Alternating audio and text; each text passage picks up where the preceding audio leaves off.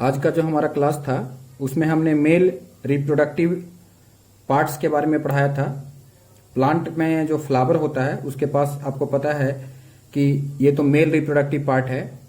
इसके बाद एक फीमेल रिप्रोडक्टिव पार्ट होता है। तो मेल रिप्रोडक्टिव जो पार्ट होता है इसको आप एंड्रोसियम कहते हैं, ठीक है। फीमेल रिप्रोडक्टिव पार्ट को आप गाइनोसियम कहते हैं। एंड्रोसियम और गाइनोसियम के बारे में हमने बताया था कि एंड्रोसियम और गाइनोसियम जो होता है वो फ्लावर का एसेंशियल पार्ट माना जाता है, क्योंकि ये दोनों सेक्सुअल रिप्रोडक्शन में पार्टिसिपेट करते हैं, ठीक है। तो इसके बारे में हमने पिछले वीडियो में आपको बताया था, पिछले क्लास में हमने आपको समझाया था इसके बारे में। ये देखिए एंथर का आपको दिखाया गया है। ये एंथर का जो टीएस सेक्शन है, ट्रांसवर्स सेक्शन, उसको कट करके दिखाया गया है। ये पूरा का पूरा जो स्ट्रक्चर है ये क्या है, ये पूरा का पूरा स्ट्रक्चर को हम लोग बोलते हैं स्टेमिन। और ऐसे ऐसे कई सारे स्टेमिन हो जाएगा तो इसको आप कंबाइंडली क्या बोलोगे, एंड्रोसियम बोलोगे। मैं सारी चीजों को लिख करके आपको समझाऊंगा, नीचे आपको लिख करके समझाता हूं, ठीक है। तो जैसे कि हमने आपको बताया था कि यहाँ पे एक जो होता है ये डंटी होता है, इसको आप बोलते हो फिलामेंट। इसको क्या बोला जाता है, फिलामेंट, ठीक है। और फिलामेंट पे बाइलोब्ड एंथर लगा हुआ होता है, दो लोब का एंथर लगा हुआ होता है, ठीक है। तो ये हो गया आपका जाकर के एंथर, ठीक है। इस पूरी स्ट्रक्चर का नाम क्या होता है, इस पूरे स्ट्रक्चर का जो नाम है वो है स्टेमिन, ठीक है। इस पूरे स्ट्रक्चर का नाम क्या होता है, स्टेमिन।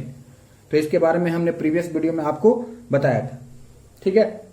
अब अगर आप बात करोगे, इसको जरा ध्यान से देखोगे तो इसमें आपको दिखाई दे रहा होगा, जो भी चीजें मैं आपको दिखाना चाहता हूं आपको हर चीज क्लियर दिखाई दे रहा होगा। एंथर को अगर कट करोगे तो एंथर के अंदर में आपको मैंने बताया था कि दो चैम्बर होते हैं, दो लोब होता है ना। एक ये साइड में है, एक ये साइड में है। तो इसके अंदर में थीका होता है, चैम्बर होता है, इसको थीका बोलते हैं। तो दो थीका हो गया। और तो इसलिए हम लोग एंथर को एक बहुत इंपॉर्टेंट चीज बोलते हैं कि एंथर के बारे में एक चीज अब हमें जो याद रखना है वो मैं आपको बता चुका हूं कि एंथर क्या होता है। तो एंथर के बारे में आपको याद रखना है कि एंथर जो होता है वो डाईथेकस होता है। क्या होता है, डाईथेकस, ठीक है। एंथर क्या होता है, डाईथेकस, ठीक है। एंड टेट्रास्पोरेंजिएट, टेट्रास्पोरेंजिएट, ठीक है। And bilobed. एंथर के बारे में बताया था कि इसके पास दो लोब होते हैं, बाइलोब्ड हो गया, डाईथेकस हो गया और टेट्रास्पोरेंजिएट होता है। बाइलोब्ड क्या मतलब क्या होता है, दो लोब होता है। मैंने अभी दिखाया एंथर का स्ट्रक्चर बना करके कि एंथर का अगर आप स्ट्रक्चर देखते हो तो इस तरीके से एंथर में दो लोब हो जाता है। अच्छा, इधर एक थीका इधर दो थीका हो गया, डाईथेकस हो गया। और यहाँ पे दो स्पोरेंजियम और यहाँ पे दो स्पोरेंजियम, तो टोटल स्पोरेंजियम कितना हो गया, 4। तो ये टेट्रास्पोरेंजिएट होता है। ये किसी भी टिपिकल एंजियोस्पर्म में मिलेगा। और टिपिकल एंजियोस्पर्म के लिए आप एग्जांपल हमेशा क्या रखते हो, है ना, कैप्सेला, ठीक है। तो कैप्सेला में आपको मिलेगा, या किसी भी टिपिकल एंजियोस्पर्म में। एंजियोस्पर्म मतलब टिपिकल एंजियोस्पर्म मतलब इसमें एंजियोस्पर्म की सारी कैरेक्टरिस्टिक होती है। कैप्सेला के बारे में मैंने आपको बताया था, कैप्सेला जो होता है वो क्रूसीफेरी फैमिली से बिलोंग करता है, या इसको ब्रेसिकेसी फैमिली भी बोलते हैं, ठीक है। अच्छा, एक चीज इंपॉर्टेंट आपको याद रखना है कि जो मालवेसी फैमिली होता है, ठीक है, मालवेसी फैमिली जो होता है उसके एंथर मोनोथीकस होते हैं। ये बहुत इंपॉर्टेंट चीज है। मोनोथीकस होते हैं, बाइस्पोरेंजिएट होते हैं, ठीक है। मोनोथीकस मतलब कि इसका जो दोनों थीका होता है, जैसे इसके पास जो दो थीका होते हैं वो मर्ज कर जाते हैं, है ना। और मर्ज कर जाते हैं तो एक ही चैम्बर हो जाएगा, ठीक है। और जो टेट्रास्पोरेंजिएट है तो वो दो ही स्पोरेंजियम रहेगा, तो बाइस्पोरेंजिएट हो जाएगा। तो ये होता है किस पौधे में होता है, मालवेसी फैमिली से बिलोंग करने वाले पौधों में। तो ये एक बहुत इंपॉर्टेंट चीज हो गया, इसको आप याद रखेंगे, ठीक है। आगे हम बात कर रहे हैं स्ट्रक्चर ऑफ एंथर की। तो आप जब स्ट्रक्चर ऑफ एंथर देखोगे तो स्ट्रक्चर ऑफ एंथर में मैंने बता दिया है, यहां पे ध्यान से देखिए कि अगर एंथर देखोगे तो इसमें कितने लेयर होते हैं, 4 लेयर होते हैं, ठीक है। 4 लेयर होते हैं, ठीक है। पहला लेयर जो होता है उसको हम लोग बोलते हैं एपिडर्मिस, ठीक है। एपिडर्मिस के नीचे दूसरा लेयर क्या होता है, एंडोथेसियम,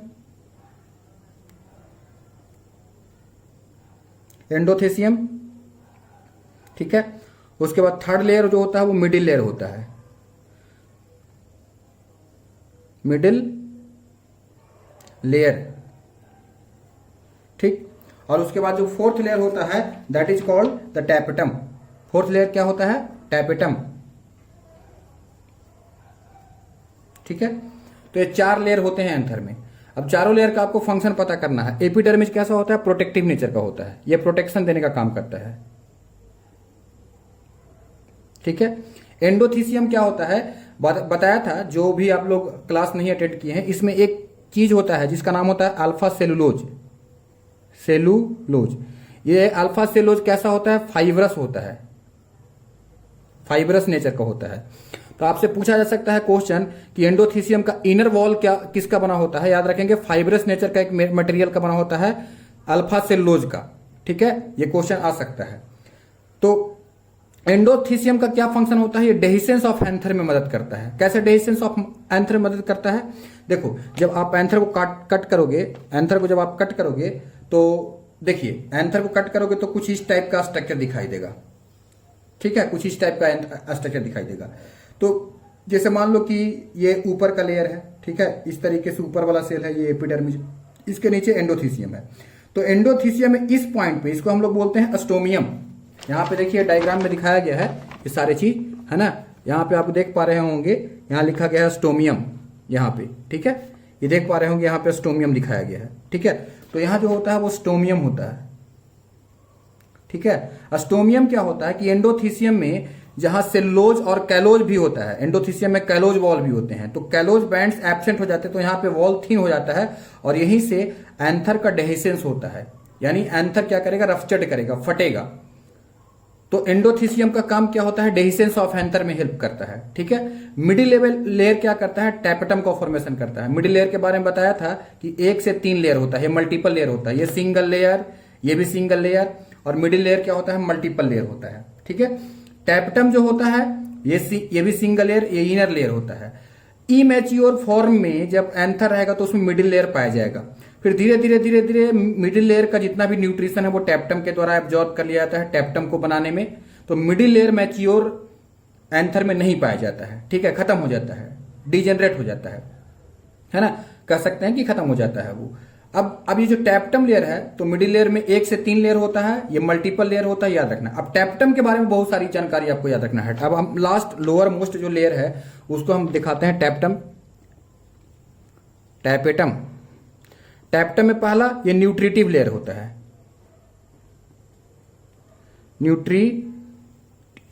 न्यूट्रिटिव लेयर, ये कैसा होता है, न्यूट्रिटिव लेयर होता है टैपेटम, ठीक है। टैपेटम जो होता है वो न्यूट्रिटिव लेयर होता है। अच्छा, टैपेटम के बारे में क्या याद रखना है, टैपेटम का तो पहला याद रखना कि टैपेटम जो होता है वो इनर मोस्ट लेयर है। जैसे मान लो ये टैपेटम है, तो टैपेटम में जो सेल्स होते हैं, जो टैपेटल सेल कहा जाता है, उसके अंदर में कई सारे न्यूक्लियस होते हैं, एक एक सेल के अंदर में कई सारे न्यूक्लियस होते हैं।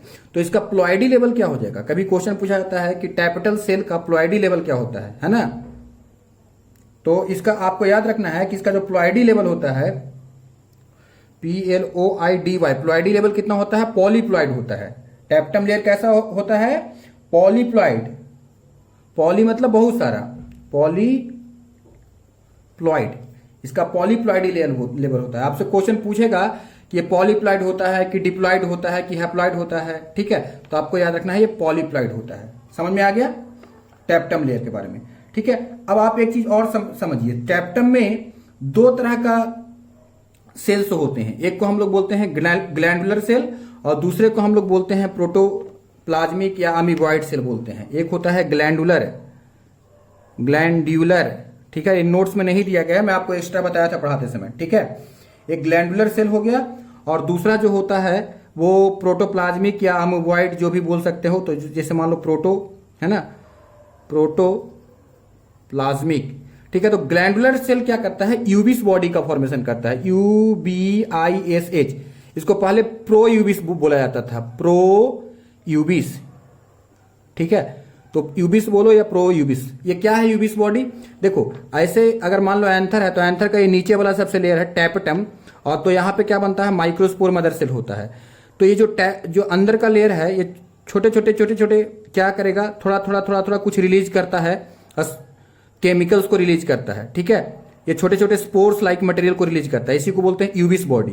ये मटेरियल क्या कहलाते हैं, बाद में इसका नाम होता है स्पोरोपोलेनिन, बहुत इंपॉर्टेंट है, ध्यान रखना। इसको हम लोग क्या बोलते हैं, स्पोरोपोलेनिन, स्पोरोपोलेनिन।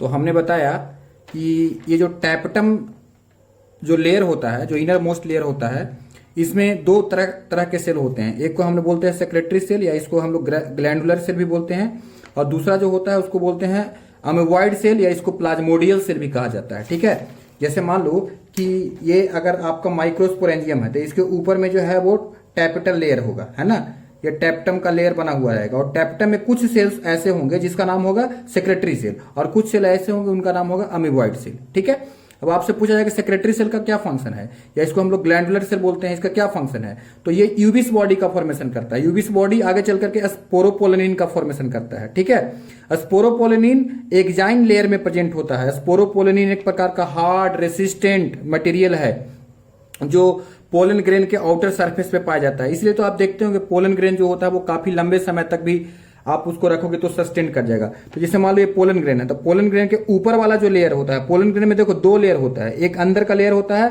और एक बाहर का लेयर होता है। इस तरीके से बाहर का लेयर हो गया। ठीक है, समझ में आ गया। बाहर का बीच बीच में गैप होता है जहां पे आउटर लेयर एब्सेंट होता है, तो इसको हम लोग बोलते हैं जर्म पोर। इसको हम लोग बोलते हैं जर्म पोर। ठीक है, तो जर्म पोर की संख्या 1 से 3 हो सकती है, वो बाद में बात करेंगे जर्म पोर के बारे में। ये बाहर का लेयर जो है वो एक्जाइन हो गया। ठीक है, और अंदर का लेयर जो हो गया वो इंटाइन हो गया। इसको हम लोग बोलते हैं इंटाइन, INTINE, और ये हो गया एक्जाइन, EXINE, एक्जाइन। तो एक्जाइन किसका बना होता है? स्पोरोपोलिन का। ठीक है, और इंटाइन किसका बना हुआ है? पेक्टिन प्लस सेलुलोज, यानी पेक्टोसेलुलोजिक होता है। तो ये दो बातें याद रखिएगा। ठीक है, आगे चल करके हम लोग स्ट्रक्चर ऑफ पोलन ग्रेन्स के बारे में भी बात करेंगे, तो हम देखेंगे उसके बारे में, है ना। उसके बाद फिर हमने बताया, तो ये तो सेक्रेटरी सेल्स का काम हो गया कि क्या क्या किया। उसके बाद दूसरा है अमीबॉइड सेल, जिसको हम लोग प्लाज्मोडियल सेल भी कहते हैं। ये नरिशमेंट करने का काम करता है। आपको सबसे पता है कि मेन फंक्शन जो होता है टैपेटम का, वो nourishment of the pollen grains होता है। माइक्रोस्पोर मदर सेल जो होता है वो आगे चल करके डिवाइड करके मियोसिस सेल डिवीजन के द्वारा वो माइक्रोस्पोर का फॉर्मेशन करता है। तो माइक्रोस्पोर का ये क्या करता है? नरिशमेंट करने का काम करता है। तो याद रखना, दो प्रकार के सेल होते हैं, अमीबॉइड या प्लाज्मोडियल सेल, वो नरिशमेंट करने का काम करेगा माइक्रोस्पोर को, और सेक्रेटरी सेल जो होता है वो टैपेटम जो इनर मोस्ट लेयर होता है। ठीक है, टैपेटम में यूबिस बॉडी कहां प्रेजेंट होता है? टैपेटम में होता है, जो इनर लेयर होता है। ये बहुत इंपॉर्टेंट क्वेश्चन है, इससे क्वेश्चन जरूर आते हैं एग्जाम में, ध्यान रखिएगा। ठीक है, एक चीज और याद रखिएगा, हमने बताया अब ये स्टेमेन के बारे में, तो स्टेमेन को हम लोग क्या बोलते हैं? माइक्रोस्पोरोफिल। ठीक है, स्टेमेन को हम लोग माइक्रोस्पोरोफिल बोलते हैं। ठीक है, माइक्रोस्पोरोफिल के बारे में बात करेंगे, आगे हम चल करके मेगास्पोरोफिल भी पढ़ाएंगे। ठीक है, तो ये बात हो गई आपको। ठीक है, अब स्टेमेन, अब आपको फंक्शन तो पता ही हो गया, टैप्टम का पूरा फंक्शन पता ही हो गया कि टैप्टम जो होता है ना, वो न्यूट्रिशन का काम करता है ना। उसके बाद फिर जो होता है टैप्टम जो होता है, टैप्टम के बारे में बताया कि ये यूबिस बॉडी का फॉर्मेशन करता है। यूबिस बॉडी को हम लोग प्रो यूबिस भी कहते हैं। ये सब सारी बात पता हो गया। ठीक है, तो इसमें जितनी भी बात लिखी गई थी मैंने समझा दिया। अब ये एक लेयर है जो आप देख सकते हो, बाहर में देखो, सबसे बाहर में क्या है? आउटर लेयर जो है वो एपिडर्मिस हो गया, उसके बाद फिर एंडोथीसियम हो गया, फिर मिडिल लेयर हो गया, फिर टैपेटम हो गया, और सबसे नीचे ये जो सेल दिखाई दे रहा है इसको हम लोग बोलते हैं माइक्रोस्पोर मदर सेल। यही डिवाइड करेगा, आगे जाकर के माइक्रोस्पोर का फॉर्मेशन करेगा। देखो लिखा गया माइक्रोस्पोर मदर सेल, या इसका दूसरा नाम होता है पॉलन मदर सेल। इसका दूसरा नाम क्या होता है? Pollen mother cell. ये आगे चल करके क्या करेगा? ये पॉलन ग्रेन का फॉर्मेशन करेगा, जिसको माइक्रोस्पोर कहते हैं। माइक्रोस्पोर का ही मैच्योर फॉर्म को पॉलन ग्रेन कहा जाता है। ठीक है, तो अब थोड़ा सा क्विकली हम लोग माइक्रोस्पोर बनने की प्रोसेस को देख लेते हैं। माइक्रोस्पोर बनने की प्रोसेस को हम लोग बोलते हैं माइक्रोस्पोरोजेनेसिस। क्या बोलते हैं? माइक्रोस्पोरोजेनेसिस।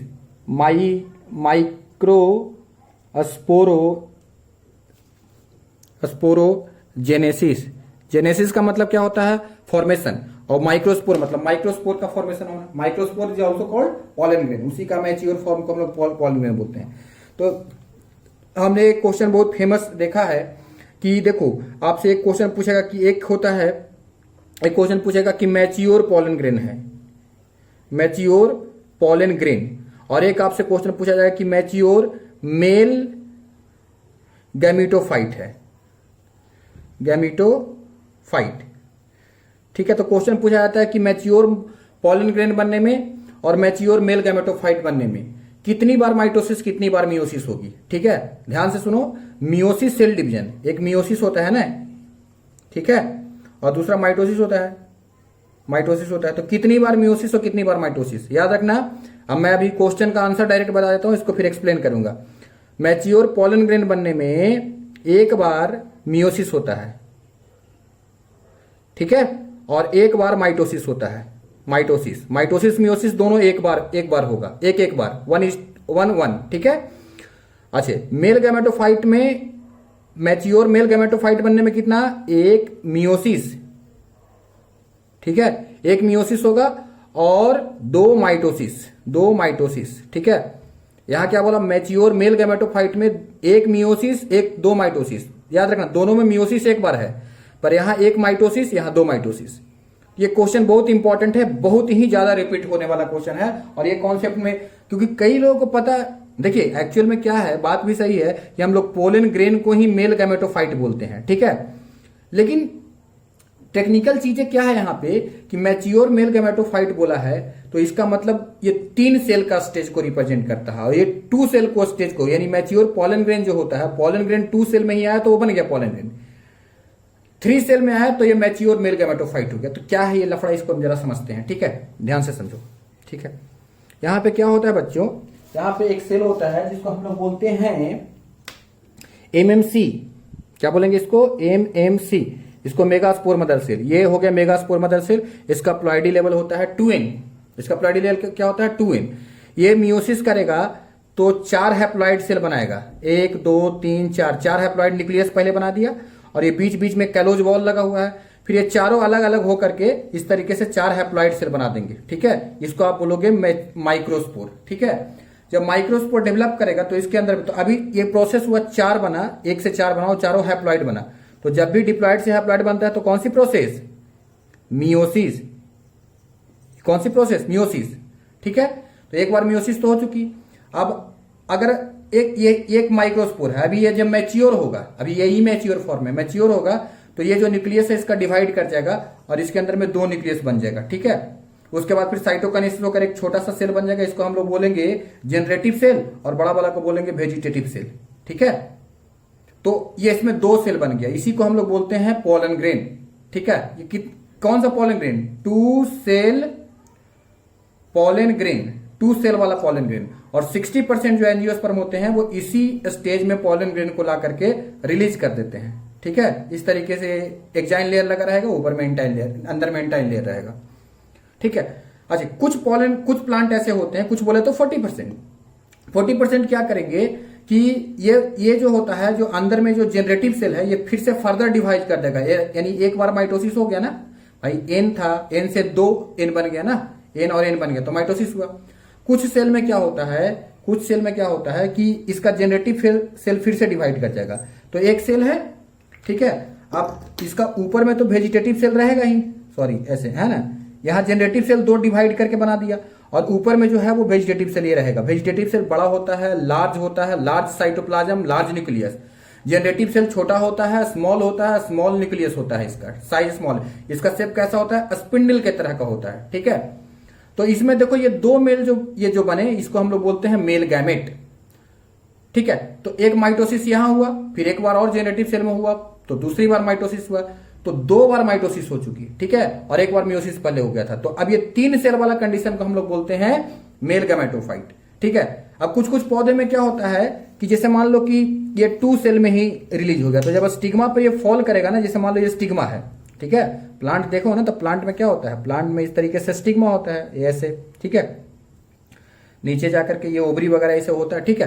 तो स्टिग्मा पे मान लो पोलन ग्रेन गिर गया, ठीक है, तो अभी 2 सेल में आया, तो जब ये जर्मिनेट करेगा तो इसके अंदर में यहाँ पे 2 मेल गैमेट बन जाएगा, एक पोलन ट्यूब बनेगा, और उसके अंदर में ये वेजिटेटिव सेल भी आएंगे। जो वेजिटेटिव सेल क्या करेंगे, पोलन ट्यूब का फॉर्मेशन करते जाएंगे, तो ये 3 सेल होगा, जिसमें क्या हो गया, 2 मेल गैमेट और एक वेजिटेटिव सेल, ठीक है। तो इसी स्ट्रक्चर को आप क्या बोलोगे, मेल गैमेटोफाइट। तो इसमें 3 सेल हुआ है, तो 3 सेल हुआ तो इसमें क्या, एक बार माइटोसिस और 2 बार, एक बार मियोसिस और 2 बार माइटोसिस हो गया। तो ये क्वेश्चन बहुत फेमस था, आपको समझ में आ गया, ठीक है। अब मैंने तुमको थोड़ी देर पहले बताया था, एक बात बताया था आपको इंपॉर्टेंट, कि एक माइक्रोस्पोर 2n टाइप का सेल है, डिवाइड किया और यहाँ पे एक टेट्राड बनाया था। ये टेट्राड 4 प्रकार के होते हैं, एक होता है लीनियर टेट्राड, एक होता है आइसोबाइलेटरल टेट्राड, एक होता है टेट्राहेड्रल, एक टी शेप टेट्राड होता है ना, और एक डेसिकेट टेट्राड होता है। तो इसके बारे में हम लोग नेक्स्ट क्लास में बात करेंगे। अभी वीडियो खत्म होने वाला है, वीडियो स्टॉप होने वाला है, तो इसके बाद फिर अब जो है नेक्स्ट वीडियो में बात करेंगे, नेक्स्ट क्लास का नेक्स्ट वीडियो में बात करेंगे। ये सारे स्ट्रक्चर को आप एक बार देख लीजिएगा, आपके नोट्स में दिया हुआ है,